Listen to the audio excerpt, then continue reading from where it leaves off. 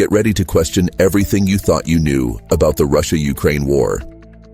In this episode, we're peeling back the layers of strategic maneuvering, political intrigue, and global tension, from the West's rumored long game against Russia to Europe's uneasy role and the US's unpredictable stance.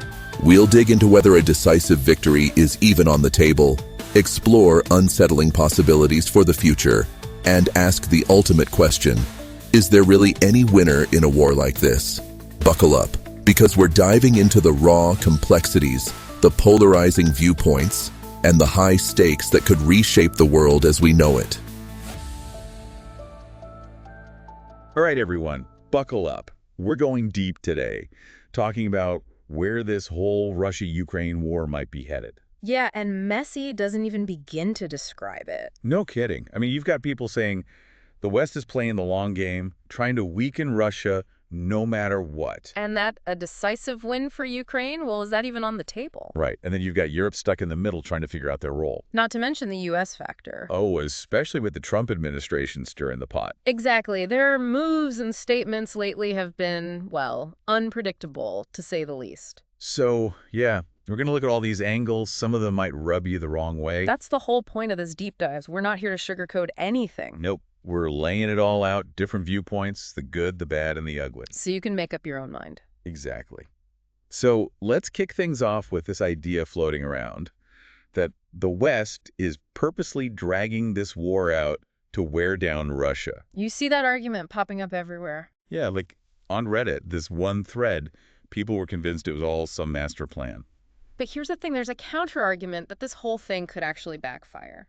That it might end up making Russia's military stronger in the long run. Like battle-hardened, right. Kind of scary to think about. Right. And then you've got the folks who are saying the West has other motives besides just backing Ukraine. Like what? Oh, testing out new weapons, new tactics, maybe even trying to polish up America's image after the messes in Iraq and Afghanistan. Yeah, trying to redeem themselves on the world stage. But are those realistic goals? That's the question, isn't it? And what about the consequences of this dragging on? Right. The longer it goes. The more unpredictable things become. Okay, let's shift gears for a second. Did you see those U.S.-Russia talks happening in Saudi Arabia? Yeah, raise some eyebrows for sure. Especially since neither Ukraine nor any European countries were even there. Big red flag for a lot of people. And then you've got Trump telling Zelensky to make a deal fast or risk losing everything. Which, well, makes you wonder, is Putin even serious about negotiating in good faith? Or is this just a power play? Right. And could Trump strike a deal that totally throws Ukraine under the bus? Man, so many questions. But okay, we're talking deals. What are the bargaining chips here? Well, you've got those frozen Russian assets. That's got to be the big one. Yeah, big leverage there. And then there's that chunk of territory Ukraine is holding in Russia's Kursk region. Hadn't thought about that. Could that be a bargaining chip? Maybe. Okay, so thinking about Ukraine's future, one outcome that's being tossed around is them joining the EU, but not NATO. Kind of a middle ground, right? Yeah, maybe everyone could stomach that. Possibly, but the tricky part is, if they're not under NATO's umbrella, what about security? Yeah, how do you guarantee that? Right. It's not like you can just whip up a peacekeeping force overnight. Especially with, well... With the U.S. and Europe seemingly on different pages about how to handle all of this. Exactly. You've got countries like the UK saying they'll send troops, but only if the U.S. has their back. And what does that backstop even mean? Air support, logistics, intel. Who knows? It's a big question mark. Yeah. And it just shows how much tension there is right now between the U.S. and Europe over Trump's approach. Zelensky's not happy about being left out of those talks either. Yeah, he even called out Trump for those comments about negotiating quickly. I mean, can you blame him? It's like they're saying, make a deal or else. But he's not even at the table. Tough spot to be in. And European leaders are also worried about Trump cutting a deal with Putin that basically favors Russia. Yeah, that's a big concern. And this whole idea of the U.S. pushing for Europe to do more financially and militarily. Almost like they're washing their hands of it. In a way, yeah. And that's a big deal. It could really change things between the U.S. and Europe in the long run. So it all circles back. Who wins in this whole mess? Is it even possible to talk about winners and losers here? Good question, right? It's complicated, but by looking at all these different perspectives, maybe we can start to see what a win might actually look like for each side. Yeah, okay, that makes sense. Speaking of perspectives, remember those Reddit discussions we mentioned? Oh, yeah, some wild ideas in there. Right, people debating whether Ukraine could even pull off a decisive victory. Or if Russia might just implode under the pressure. And then there's that terrifying thought of nuclear escalation. Right, that hangs over everything. And of course, the ethical and economic questions about how much longer the West can keep sending aid to Ukraine. All valid points, and it just shows how complicated this whole situation is. Totally. Okay, so we've talked about the weaken Russia theory, the attempts at diplomacy, and all those different viewpoints. What about this idea of the U.S. wanting Europe to take the lead on a peacekeeping force? Yeah, what would that even look like? Well, on one hand, you've got the U.S. pushing Europe to step up, like they're saying, hey, this is your backyard, deal with it. Yeah, passing the buck. But can Europe actually handle that? Do they even want to? And then there are those security guarantees. Would a European-led force be enough to stop Russia from doing this again? That's a big if. And remember, Zelensky's made it clear he's not signing off on anything that doesn't involve Ukraine. He's not going to be a pawn in their game. Exactly. Which brings us right back to our original question, who comes out on top in all of this? Or is that even the right way to think about it? Maybe instead of winning, we should be asking what a successful outcome looks like. Not just for Ukraine, but for the West, too. Okay, I like that. Shifting the focus. Right. It's not enough to just say who wins in the traditional sense. We need to think about what would allow both Ukraine and the West to say, okay, this is as good as it's going to get. Even if it means hard choices. Exactly. And tough compromises. So what would those look like? Where do we even begin to untangle this whole mess? Yeah, untangling this whole mess, that's the challenge, isn't it? It is, but amidst all this chaos, there are people working toward peace. You know, going back to those Reddit discussions, it really struck me how many people were struggling with what a win would even look like. Exactly. And some folks are saying the whole idea of a winner in this war, it's just flawed. Yeah. There was one comment that said something like, there are no winners, only degrees of loss. And that's powerful because even if Ukraine pushes Russia back, reclaims all that lost land. The damage is done, right? Exactly. Their economy, their infrastructure, it'll be devastated. And all the lives lost, you can't come back from that. No, you can't. Yeah. And the scars, the psychological impact on the Ukrainian people. It's going to be with them for a long time. Absolutely. So even if Ukraine wins militarily, can you really call it a win? Right. It's more complicated than that. Way more. And then you got to think about the cost for Russia, too. Yeah. Even if Putin gets some of what he wants. The sanctions, the isolation, the hit to their reputation, those consequences will linger. For sure. And what about inside Russia?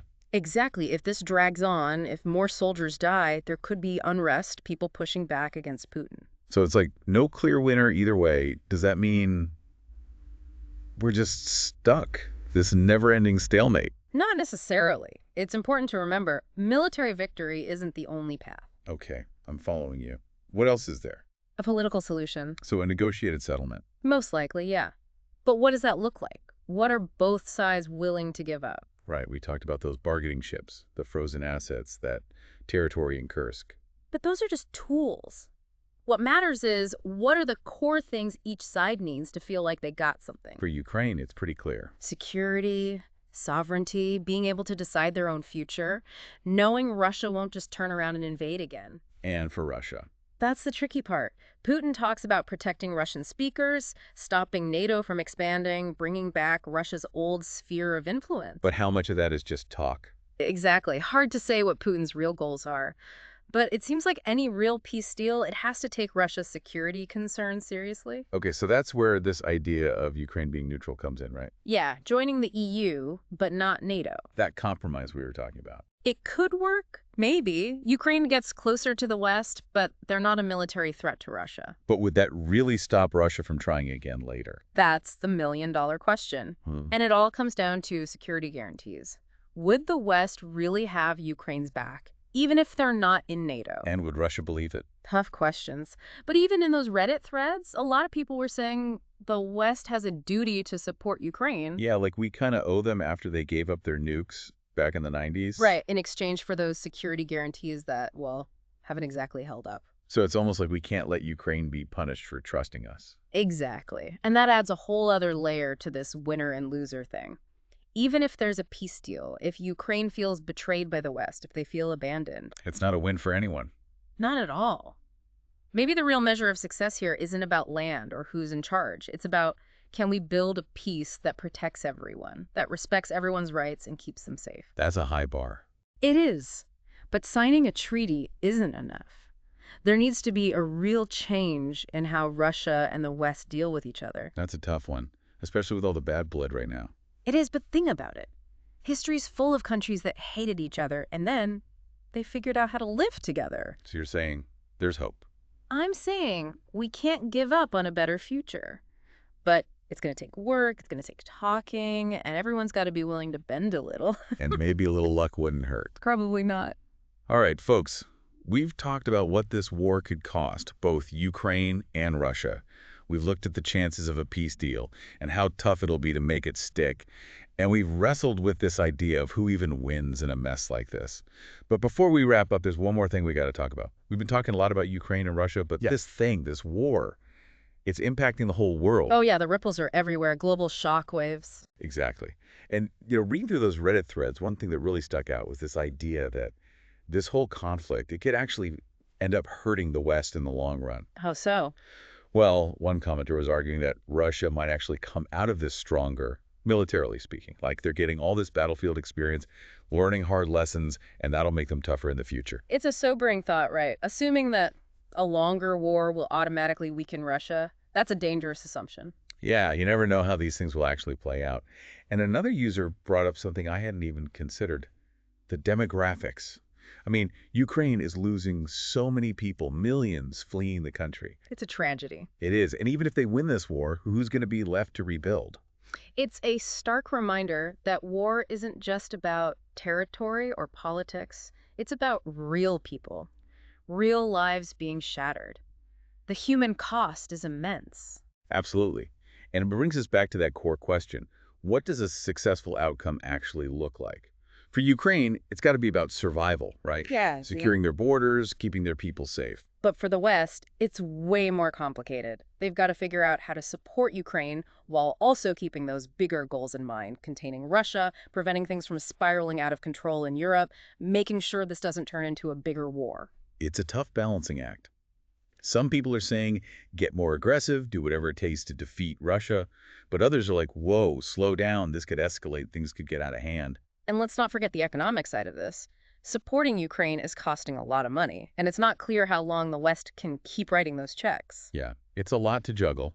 But I keep coming back to this idea that there's no easy answer here. This isn't some simple good versus evil situation. This is messy, complicated, with no clear solutions. And that's precisely why we do these deep dives. To look at things from every angle, to challenge our own assumptions, to really grapple with the complexities. Absolutely. So, as we wrap up, I want to leave you with this.